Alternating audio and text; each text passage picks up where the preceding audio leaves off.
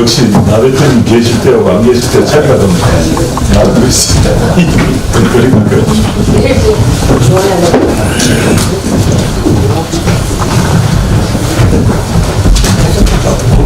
조금만 더 있어요.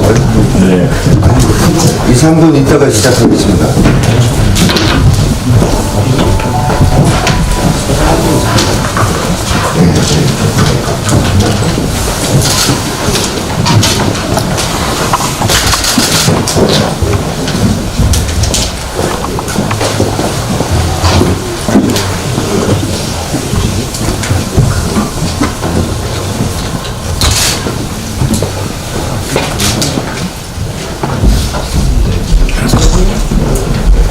눈도 제가 막 그래도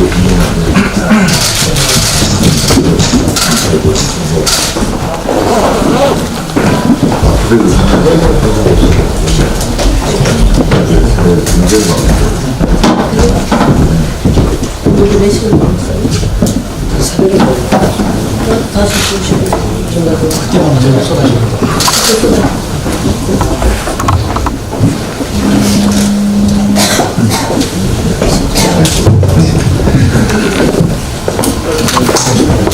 네, 오늘 눈도 오고 그래서 교통 상황도 많이 안 좋고 그래서 좀 의원님들이 늦으시는 것 같습니다만은 시작을 하도록 하겠습니다. 어서 오십시오.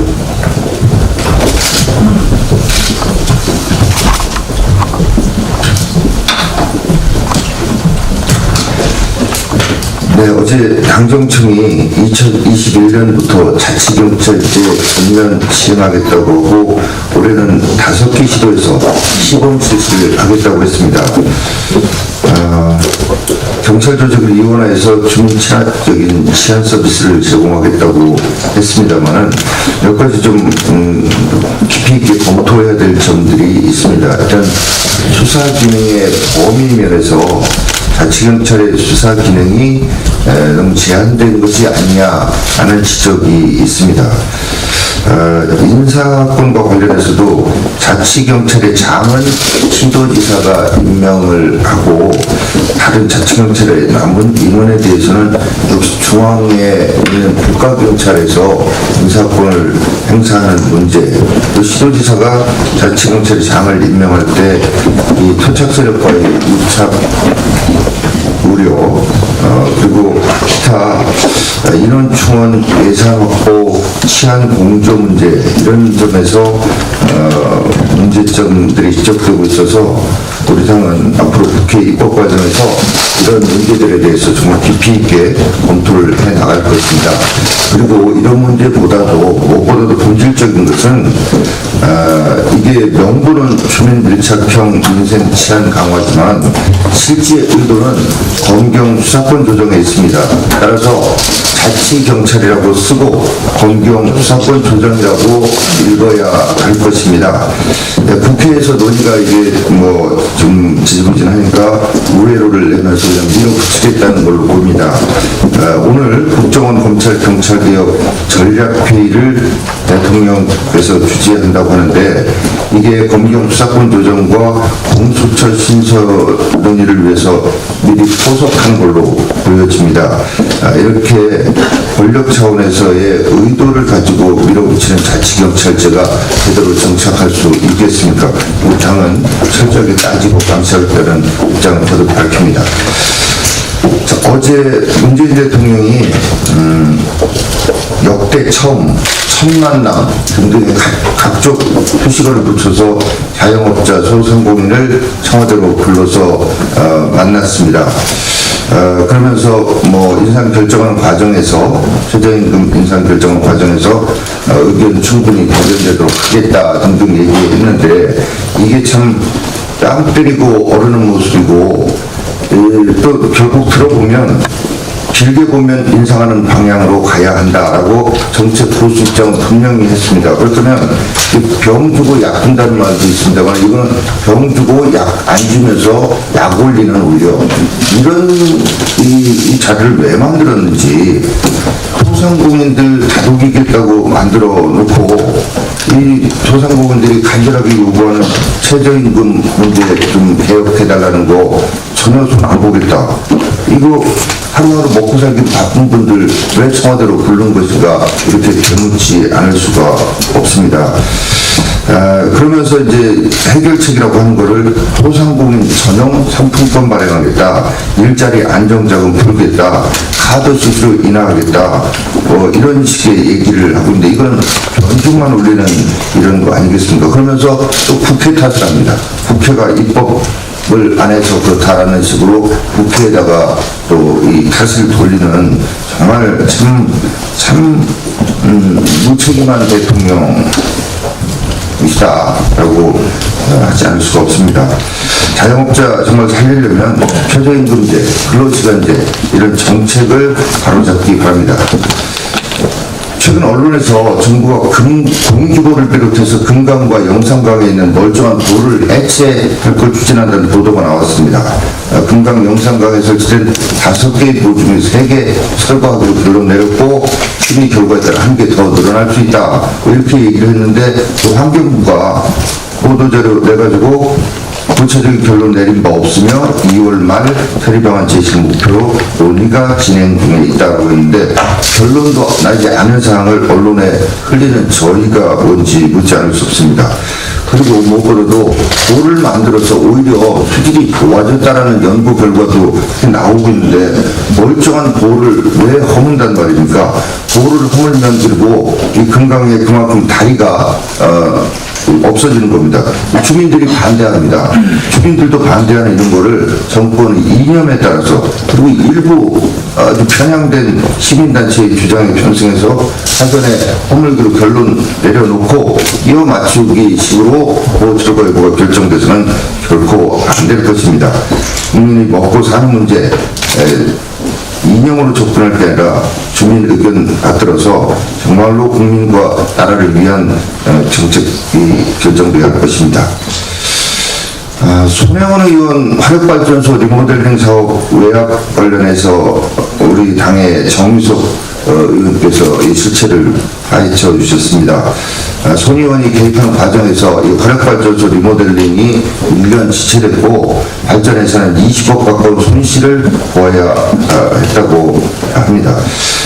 이게 정말로 손 의원 국회의원으로서 이걸 당연한 의정활동이다라고 변명을 하고 있는데 정말 뻔뻔함의 끝판왕입니다. 정말 봐도 끊임없이 나오는 이 손혜원 관련 의도 이런 이 사건을 보면서 사실 정말로 사퇴해야 될 사람, 제명해야 될 사람 바로 손혜원 의원이 아닌가라고 말씀을 드립니다.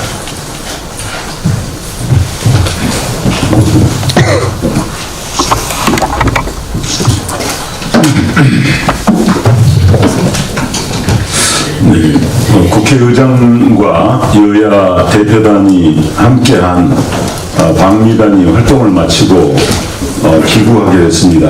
나경원 원내대표와 함께하는 자유한국당 방미단도 내일 귀국하고 국회의장은 모레 오전에 귀국하는 걸로 알고 있습니다. 우리 자유한국당 나경원 원내대표와 우리 방미단은 이번 방미를 통해서 2차 북미 미국 정상회담을 앞두고 정전선언은 신중하게 해야 된다. 또 비핵화에 대한 개념 확정이 필요하다. 또 비핵화 로드맵이 나와야 된다.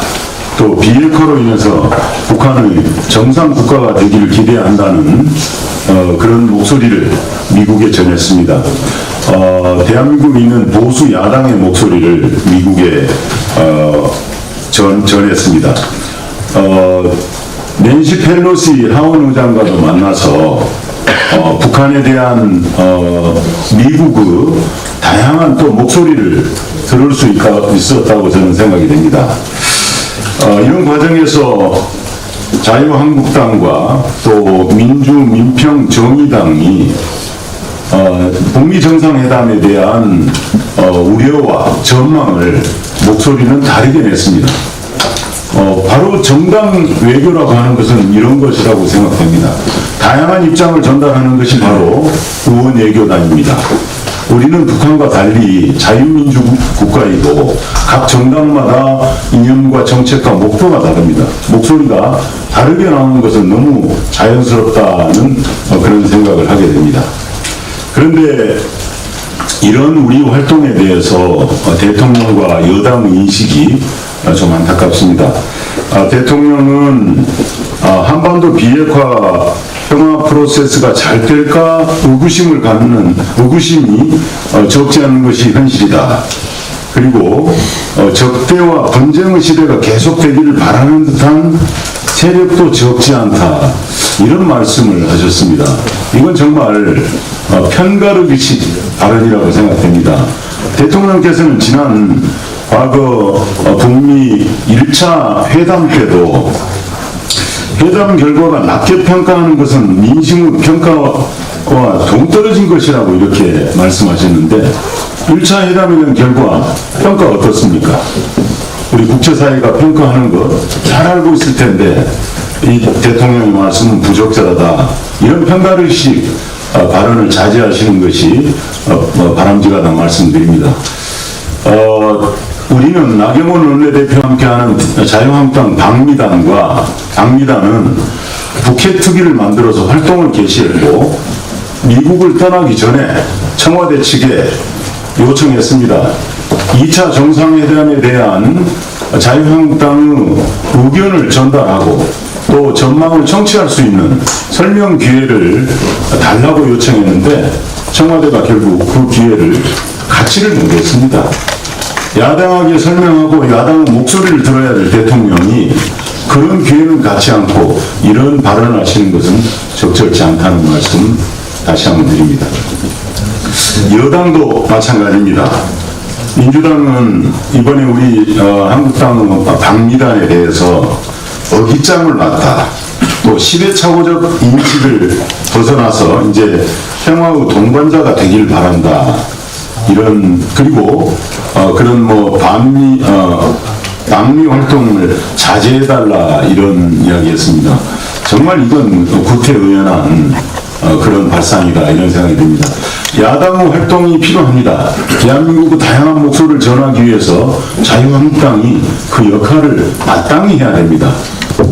불편한 진실에 대해서 이걸 억제하고 자제하려는 여당이나 청와대는 그건 옳지 않다 이런 생각이 듭니다. 남북관계에 있어서도 마찬가지입니다.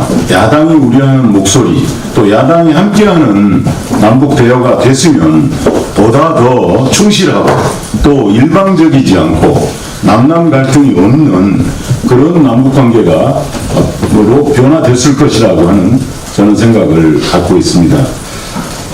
이번에 문희상 의장이 일본과의 관계에 대해서 외교적 논쟁이 된 발언도 하셨습니다. 일본 천황의 사과라든가 이런 문제 이건 정부 외교에서 있을 수 없는 할 수 없는 일입니다. 의원 외교, 정당 외교, 국회 외교이기 때문에 이런 건 다양한 목소리가 나올 수 있는 것이라고 생각됩니다. 이런 다양한 목소리를 내는 다양성을 차이로만 보지 말고 상호 보완하려는 그런 자세 대통령 자세, 여당의 자세 전환이 필요하다는 말씀드리고 이번 방미단이 돌아오시면 또 힘을 모아서 경색된 한일관계 개선을 위해서도 또 국회가 일을 찾을 수 있다고 한다면 더 좋겠다는 말씀을 드립니다.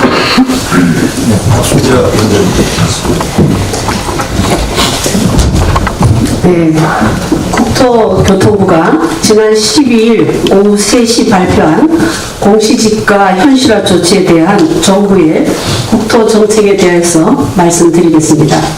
정부는 고가 토지를 중심으로 과세, 형평성을 제고한다는 명목으로 표준지 공시지가를 11년 만에 최대 규모인 9.42%나 인상하였습니다. 그러나 정부가 공시지가 인상이라는 목적에만 몰두하여 세부적으로 볼 때에는 합리적인 근거를 가지고 판단하지 않았다는 비판이 제기되고 있습니다. 동일 지역의 비슷한 용도인 토지의 공시지가 인상률이 제각각인 실정입니다. 예를 들어 3기 신도시 중 하나인 남양주 왕숙지구와 그 주변 토지는 공시지가 상수율이 2%부터 21%까지 20%씩이나 차이가 납니다. 또한 일부 언론에서 지적한 것처럼 작년 지가 상승률이 9.53%로 전국 1위였던 파주시의 공시지가 상승률은 4.45%에 그치고 있습니다. 정부는 이런 표준지 공시지가 인상이 과세 형평성 제고라는 정책 목표의 달성이라고 해서 주장하지만 실제로는 이처럼 오히려 과세 형평성에 역행하는 결과를 초래하기도 했습니다. 정부는 시세 대비 공시지가의 비율인 현실화율이 작년 62.6%에서 2.2% 상승한 64.8%로 높아졌다고 밝혔을 뿐 지역별 또한 가격대별, 유형별 현실화율의 구체적인 수치는 공개하지 않아 국민들의 불신은 더욱 커지고 있습니다. 정부는 고가 토지를 중심으로 형평성을 제고하였다고 하는데 고가 토지의 기준을 1제곱미터당 2천만 원으로 산정한 근거에 대해서도 아무런 설명이 없으며 현행 법령에도 이와 관련해서는 어떠한 기준이나 근거가 마련되어 있지 않은 상태입니다. 토지는 아파트와 달리 거래량이 현저히 적고 지역적인 특성, 토지의 용도에 따라 가격이 천차만별입니다. 따라서 시세 자체가 현실성이 떨어질 수밖에 없고 이 때문에 정부가 밝힌 현실화율 또한 믿을 수가 없으며 국민들의 조세 저항만 일으킬 것이 자명합니다. 실제로 올해 전국 표준지 공시지가에 대한 사전 의견 제출은 처음으로 1만 건이 넘었고 서울시의 경우에는 408건으로 작년 182건의 2.3배난으로 역대 최고를 기록하는데 이것은 국민들의 불만이 크다라는 것을 반증하는 것입니다. 급격하게 인상된 표준지 공시지가는 결국 증세로 이어질 것이고 이는 장기적으로 세입자에 대한 임대료 인상으로 이어질 수밖에 없습니다. 불황과 최저임금 인상으로 수익성이 줄어든 서민 자영업자들은 폐업으로 내몰릴 수도 있습니다. 정부는 공시지가를 어떻게 상정했는지 그 기준을 투명하게 공개하고 공시지가의 급격한 인상으로 서민들에게 피해가 가지 않도록 그 부작용을 최소화할 것을 하루빨리 밝혀야 할 것입니다. 또한 부자 증세만 신경 쓸 것이 아니라 현실화율에 불평등하게 적용되는 경우는 없는지 더욱 엄중하게 살펴보아야 할 것입니다. 저는 국회 국토교통위원장으로서 국민의 편에 서서 공시지가가 투명하고 형평성 있게 산정되고 적용될 수 있도록 야당인 자유한국당과 함께 지속적으로 확인하고 추적할 것을 약속드리겠습니다. 네, 다음 이미자 우리 현대 강사님. 네, 미세먼지 관련해서 한 말씀 드리도록 하겠습니다. 문재인 대통령께서는 미세먼지 배출량을 30% 감축하겠다는 공약을 하시고 당선되셨죠. 그와 관련된 특별법을 우리가 만들었습니다만은 국가미세먼지 정보센터 설치를 해양보호하고 환경보호소로 핑퐁식으로 좀 치고 있습니다. 이건 바로 안고 빠진 찐빵 정책과 마찬가지입니다. 이와 관련해서 한 말씀 드리도록 하겠습니다. 정부는 손 놓고 있는 국가미세먼지 정보센터 설치를 더 이상 외면하지 말고 적극적으로 추진해야 할 것이다. 오늘부로 미세먼지 특별법이 시행되었습니다. 특별법은 지난해 8월 국회를 통과해서 6개월간 하위법령 제정 작업을 거쳐서 오늘부터 법적 효력을 갖게 되었습니다. 특별법 시행에 따라 국무총리 소속 민간합동 미세먼지 특별대책위원회가 가동되고 고농도 미세먼지 비상저감 조치에 대한 법적 근거 마련될 예정입니다. 하지만 미세먼지 배출량 관련 정보를 체계적으로 분석하고 관리할 국가 미세먼지 정보센터 설치는 현재까지 답보 상태입니다. 특별법 제17조는 환경부 장관으로 하여금 국가 미세먼지 정보센터를 설치 운영할 수 있도록 규정하고 있습니다. 하지만 특별법이 국회를 통과한 지 6개월이나 지난 현재까지도 국가 미세먼지 정보센터가 설치되지 않고 있습니다. 환경부는 도대체 무엇을 했는지 의문스럽습니다. 환경부는 직제 개편을 위한 행정안전부와 협의에 적극적으로 임했어야 했으나 지난해 11월 이후 대기환경정책국장 방문 설명 이후 한 차례도 협의에 나선 바 없었습니다. 과연 환경부가 국가미세정보센터 설치 필요성을 느끼고 있는지, 의지가 있는 건지 확인할 건지 묻지 않을 수 없습니다. 행정안전부는 센터 업무는 실무자 차원에서 충분히 역할을 수행할 수 있어 별도 독립기관을 설치할 필요성이 크지 않다며 이유 같지 않은 이유로 반대를 고집하고 있으니 실로 개탄스럽습니다. 온 국민이 미세먼지 공포에 떨고 있는 가운데 탁상 행정 논리로 미세먼지 정보센터 설치 문제는 지금 산으로 가고 있습니다. 그럼에도 불구하고 정부는 정책 브리핑 홈페이지 홍보를 통해서 마치 오늘부터 미세먼지 정보센터가 설치되어 있는 것처럼 거짓 홍보를 일삼고 있으니 벌어진 입이 다물어지지 않을 지경입니다. 특별법 시행에 따라서 가동되는 특별대책위원회가 의미 있는 성과를 도출하기 위해서는 미세먼지 배출에 관한 탄탄한 기초 데이터와 양질의 자료를 제공받을 의무가 있습니다. 미세먼지 정보센터가 없는 특별법은 다시 말씀드리지만 안고 빠진 찐빵이나 다를 바 없습니다. 최근 정부는 경기활력대책회의에서 공공기관 채용을 2,000명으로 늘리겠다고 밝힌 바 있지만 센터 설치에 필요한 인력은 고작 30명인데도 불구하고 이 30명이 안 되는 이유가 무엇인지, 세금으로 일자리 메울 생각만 골마하지 말고 정작 필요한 인력을 정원하는 데 집중해야 할 것입니다. 환경부는 미세먼지 정보센터 설치를 위해서 행안부 협의에 더욱 적극적인 자세로 임해야 할 것이며 행정안전부 또한 미세먼지에 대한 국민적 불안과 우려를 불식시키기 위해서 하루빨리 센터 설치에 협조해야 할 것을 촉구하는 바입니다. 이상입니다. 네.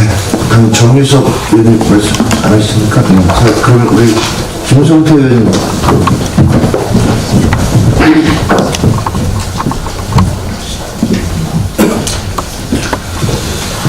네, 자유한국당 과방위 간사 김성태 의원입니다. 문재인 정부의 SNI 필드 차단을 통해서 빅브라더화하는 것에 대한 심각한 우려를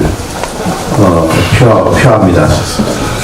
방송통신위원회가 11월 방송통신심의위원회로부터 받은 895개 사이트의 SNI 필드 영역 접속 차단 조치를 강행했습니다.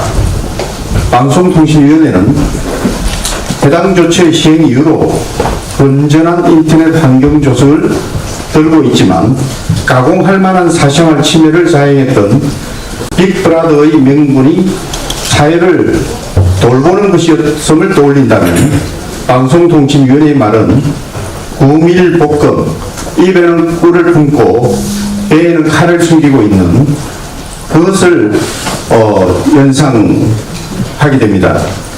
소설 속에나 존재할 것으로 여겼던 빅브라더가 문재인 정부에서 현실이 되고 있습니다. 인터넷 시장의 기본 정신이 공유, 개방, 자유의 가치에 두고 있다는 점을 잊지 말아야 할 것입니다. 문재인 대통령에게 묻습니다. 문재인 정부가 생각하는 건전한 인터넷 환경이란 누구를 위한 건전함인가? 그리고 청와대 민간인 사찰과 김경수 드루킹 댓글 부대 의혹으로 점철된 문재인 정부를 위한 것인가? 국민을 위한 것인가? 이것은 우리가 질문을 하지 않을 수가 없습니다. 인터넷 검열의 시초가 될 수 있다는 우려 속에 HTTPS 차단 정책을 반대하는 국민 청원이 오늘 아침 19만 명을 넘어섰습니다. 국민들을 위한 정책이 아니라고 국민들이 판단하고 있는 것입니다. 방통위는 SNI 접속 차단이 곧바로 감청으로 이어지는 것이 아니라고 해명했으나 통신정보에 대한 국가기관의 통제권이 이전보다 강화되는 것은 사실입니다. 자신의 통신 정보가 정부에 의해 쉽게 노출, 통제될 수 있다는 가능성만으로도 인터넷 이용자의 자유는 위축될 수밖에 없습니다. SNI 차단 방식으로 인터넷 규제를 하는 국가는 민주주의 국가에서는 단 한 군데도 없습니다. 사회주의 국가인 중국에서 이루어지는 인터넷 검열이 자유민주주의 대한민국에서 일어나는 점에 개탄을 금하지 못하겠습니다. 차제에 문재인 정부는 방송통신위원회는 방송통신장악위원회로 개명하시기 바랍니다. 대한민국을 자유민주주의가 아닌 사회주의 독재국가로 변모시키겠다고 선언하십시오. 민주당 역시 자유롭지 못합니다.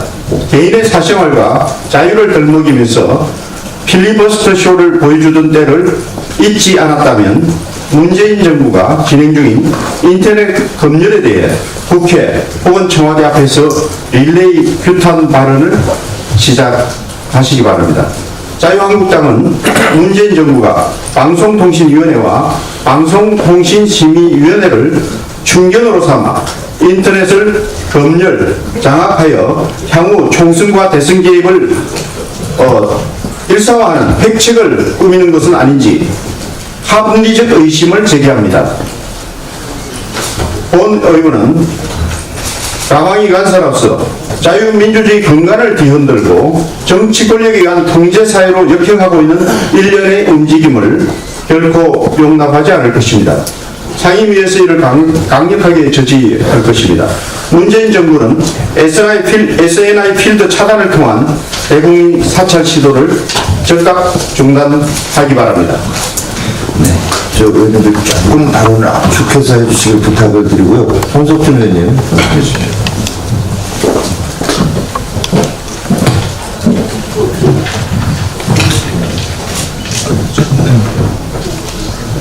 일제의 압제 그리고 이 전쟁의 폐허를 딛고 단기간 내에 세계가 부러워하는 고도 성장을 이뤄낸 대한민국 경제가 근본적으로 뿌리가 흔들리고 있다는 그런 느낌을 받습니다.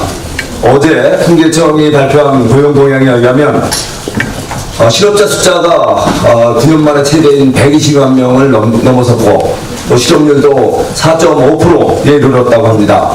또 취업자 인구는 또 역시 9년 만에 최저인 1만 9천 명을 기록했다고 합니다. 대한민국의 이런 고용지표로 나타난 현실 비참하게 지금 무너지고 있습니다.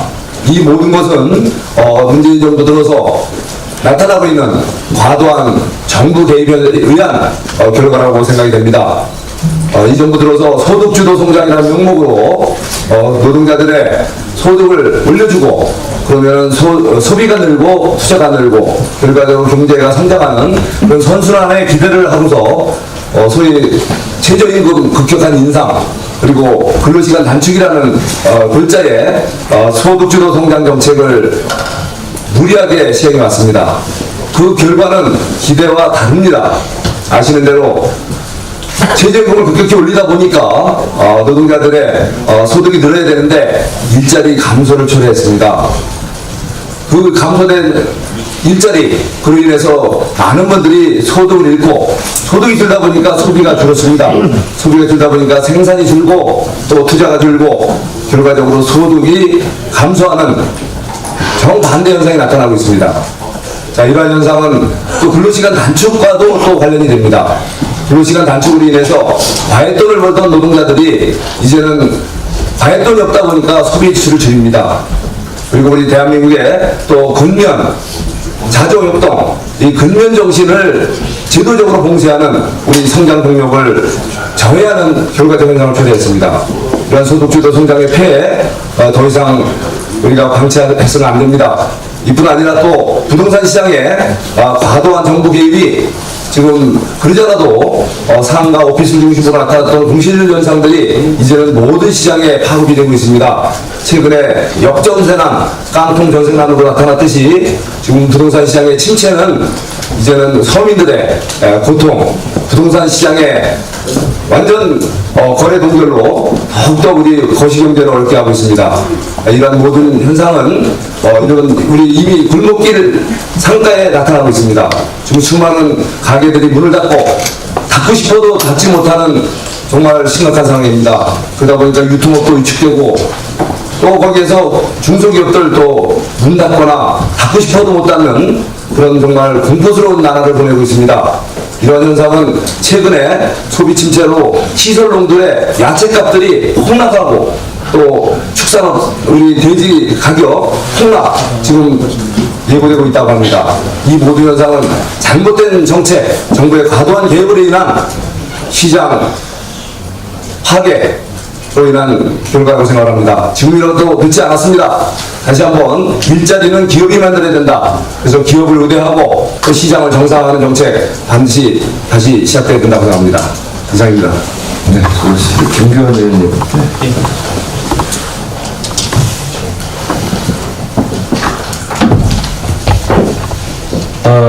김규환 의원입니다.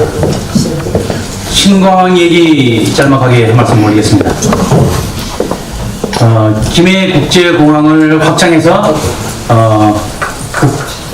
대형 국제공항으로 하기로 현 정부에서 결정이 났고, 그다음 또 다시 대구공항 이전하는 걸로 결정이 다 났습니다. 그런데 대통령께서 가덕도 문제의 공항을 또 언급을 하셨습니다. 지금 많은 사람들이 혼란에 빠져 있습니다. 법대로 결정된 대로 정부에서는 진행을 해 주시기 바랍니다.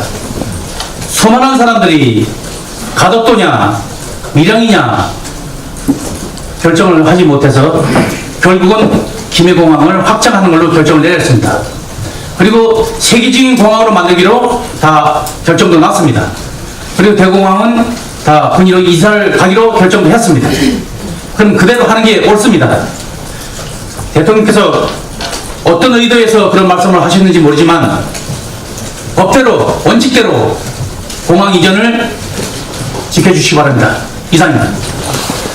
네, 지금 총선이 아직도 1년 이상 남았고 국민들은 먹고 사는 문제로 정말 괴롭다고 아우성인데 연초부터 대통령이 직접 나서서 총선 사전 선거 운동이라고 볼 수밖에 없는 이런 행동을 계속해서 벌이고 있습니다. 한마디로 민생과 경제는 뒷전이고 총선 올인의 자세밖에 보이지가 않습니다. 앞서 제가 말씀드렸던 이 자영업자 소상공인과의 소위 첫 만남, 이것도 총선용 쇼라고 볼 수밖에 없는 것이고, 또 지역 간의 이 차별적 예타 면제 사업 발표, 방금 김규환 의원님 말씀하신 영남권 공항 문제, 그리고 이 지금 여당이 하고 있는 소위 예산 투어, 이 모든 것이 총선용 아니라고 할 수 있습니까?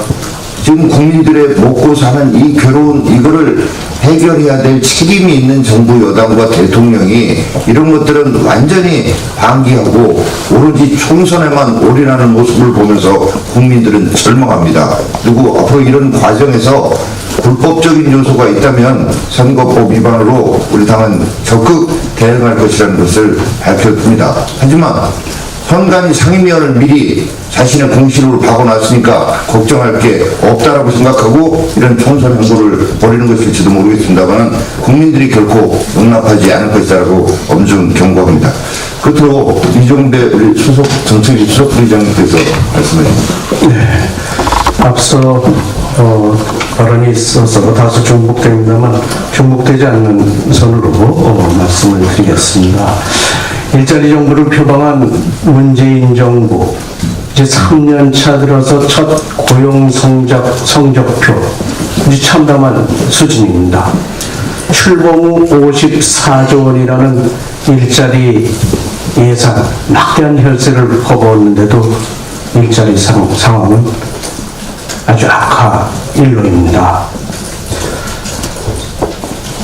실업자 수가 전년 1월 기준에서 20만 4천 명 늘어났습니다. 122만 4천 명, 19년 만에 최대. 실업률도 지난해 1월 대비해서 0.8% 늘어 4.5%. 9년 만에 최악입니다. 최자를 계속 갱신하고 있는 문재인 정부 일자리 수준입니다. 이 일자리가 그나마 일자리가 이제 19,000명 늘었는데 19,000명 늘은 것도 따지고 보니까 65세 이상이 14만 4천 명 늘은 겁니다. 15세에서 64세까지 경제활동 인구는 12만 명 줄어들었습니다.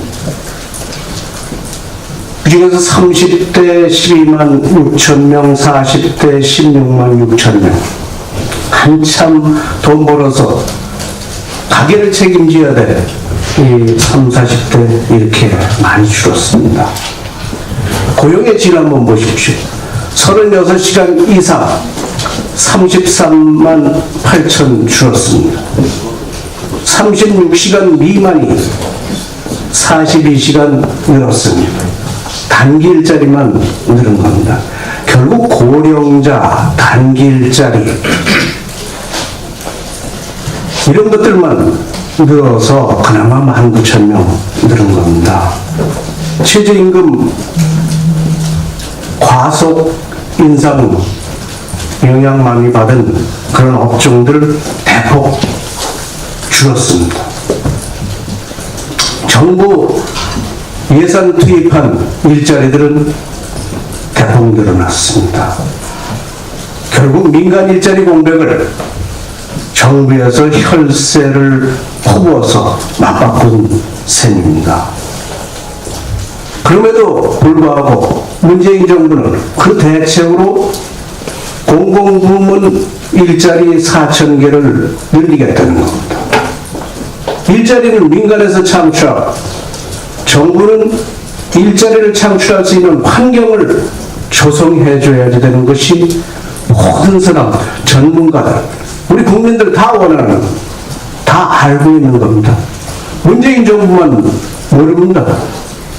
자영업자들, 경제인들 얘기해도 많이 동풍입니다. 뭐더러 그분들, 바쁜 분들 오시라고 해서 간담회 하는지 모르겠습니다. 이런 밑빠진 녹에 물 붓기식 일자리 정책 중단하고 친기업, 친시장 경제 활성화 정책으로 전환하지 않는 한 고용 상황은 개선될 수 없습니다. 문재인 대통령은 책임을 국회에 밀지만 말고 이제라도 현장의 목소리에 귀를 기울여서 국민들을 낭떠러지로 내미는 소득주도 성장 당장 재검토하시기 바랍니다. 네, 그러면 더 이상 말씀하실 의원님 안 계시면 비공개로 진행하도록 하겠습니다. 비공개 처단하겠습니다.